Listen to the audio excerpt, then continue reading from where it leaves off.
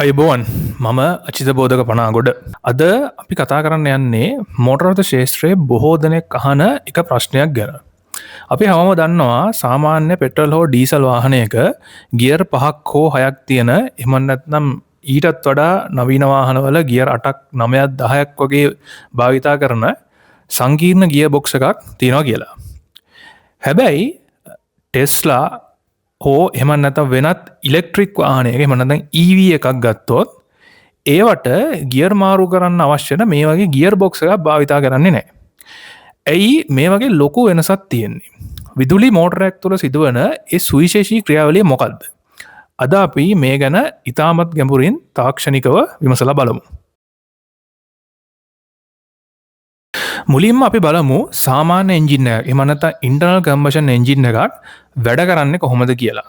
ඔබ දකින මේ ප්‍රස්ථාරයට අනුව එන්ජිමකට උපරිම ශක්තියක් ලබා දෙන්න පුළුවන් වෙන්නේ ඉතාමත්ම සීමිත එහෙම නැත්නම් යම්කිසි නිශ්චිත RPM පරාසයක් තුළ පමණයි.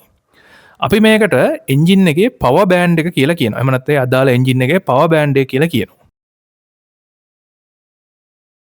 මේ ප්‍රස්ථාරයේ නිල් පැහැති රේඛාව දිහා බලන්න. එහි උපරිම ටෝක් අගය එහෙම නැත්නම් ව්‍යාවර්ත අගය නිව්ටන් මීටර 230 ලැබෙන්නේ RPM එක 3500 සිට 4500 වැනි ඉතාමත්ම පටු පරාසයකදී පමණයි. එන්ජිමේ RPM එක මීට වඩා වැඩි වුණොත් හෝ අඩු වුණොත් ඒ ලැබෙන බලය වේගයෙන් අඩු වෙනවා.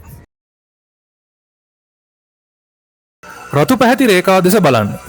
එන්ජිමේ උපරිම බලය එහෙම නැත්නම් මැක්ස් පවර් එක ලැබෙන්නේ RPM 5500 වැනි අගයකදී.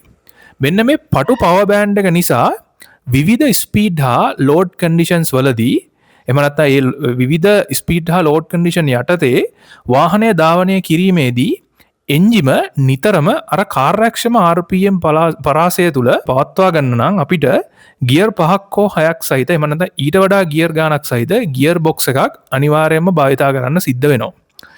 ඇත්තරම එන්ජින් එකක තියෙන මෙන්න මේ ඉතාමත් සීමා සහිත පවර් බෑන්ඩ් එක පුළුල් කර ගැනීම සඳහා තමයි පසුකාලීනව ඉංජිනේරුවරුන් විසින් ඒ කියන්නේ මේ සමාගම් වල ඉංජිනේරුවරුන් විසින් variable valve timing එහෙම නැත්නම් VVT turbo chargers intercoolers වගේ විවිධ තාක්ෂණයන් එහෙම නැත්නම් විවිධ ක්‍රමවේදයන් මේ එන්ජින් වලට පසුකාලීනව එකතු කරන්නේ. දැන් අපි බලමු විදුලි මෝටරයක තත්ත්වය.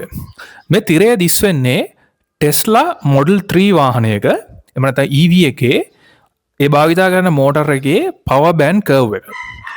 මේක පෙට්‍රල් එන්ජින් එකකට වැඩිය සම්පූර්ණයෙන්ම වෙනස්.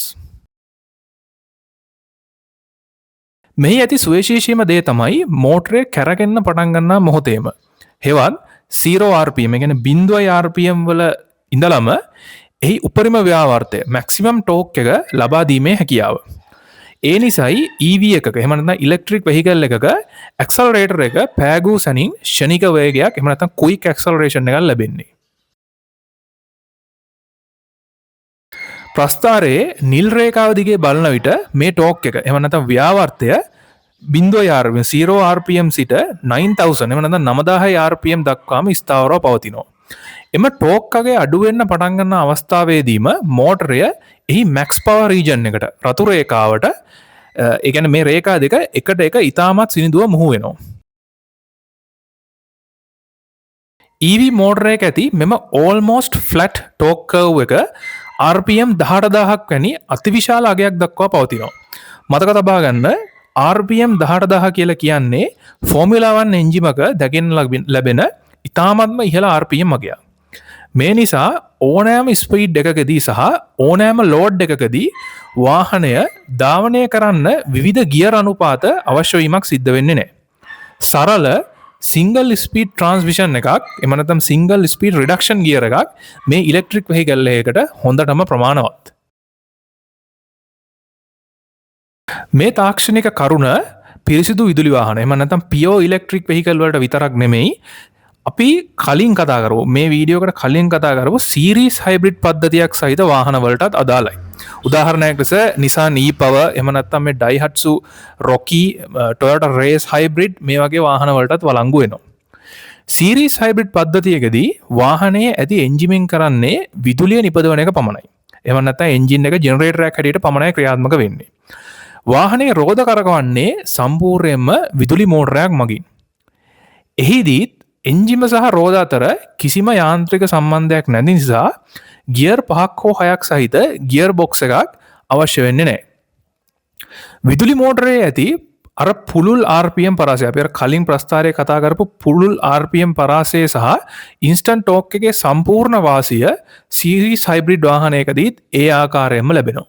අවසාන වශයෙන් කිව්වොත් සාමාන්‍ය එන්ජිමක් එහි ඇති පටු පවර් බෑන්ඩ් එක නිසා ඇතිවන සීමාවන් ජය ගන්න සංකීර්ණ ගියර්බොක්ස්, ටර්බෝ, ඉන්ටර්කූලර්, වේරියබල් වැල් ටයිම් එහෙම නැත්නම් VVTi පද්ධති මත යැපෙද්දී විදුලි මෝටරය එහි උපතින්ම ලැබුණු අතිවිශාල RPM පරාසය සහ ඕල්මෝස්ට් ෆ්ලැට් ටෝක් කර්ව් එක නිසා ඉතාමත් සරලව සහ කාර්යක්ෂම ක්‍රියා කරනවා.